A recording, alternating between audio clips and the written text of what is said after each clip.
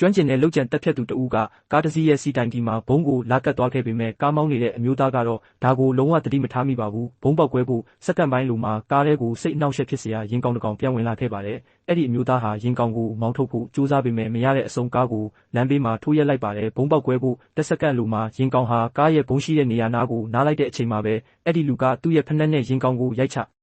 လိုက်ပါတယ်။အဲ့ဒီအချိန်မှာပဲဘုံကပြင်းထန်စွာပောက်ကွဲသွားခဲ့ပါတယ်။အဝေးကနေစောင့်ကြည့်နေတဲ့လုပ်ကြံတက်ဖြတ်သူတွေကသူတို့ရဲ့အစီအစဉ်အောင်မြင်ပြီလို့ထင်မှတ်ခဲ့ကြပေမဲ့ကားကောင်းပိုင်းမှာရက်နေတဲ့အမျိုးသားကတော့တစ်ချက်လေးတောင်ထိခိုက်ဒဏ်ရာမရရှိခဲ့ပါဘူး။သူဟာဘာမှမသိပဲသူရိုက်လိုက်တဲ့ဖက်နှက်ကြောင့်သာဒီလောက်အင်အားပြင်းတဲ့ပောက်ကွဲမှုဖြစ်သွားတယ်လို့ထင်နေခဲ့ပါတယ်။နောက်တစ်နေ့မှာတော့လုပ်ကြံတက်ဖြတ်သူကဂျစ်ကားတစ်စီးနဲ့ထပ်မံလိုက်လံတိုက်ခိုက်ခဲ့ပါတယ်။သူဟာကားကိုတနက်နဲ့အကြိမ်ကြိမ်ပစ်ခတ်ခဲ့ရမှာကြ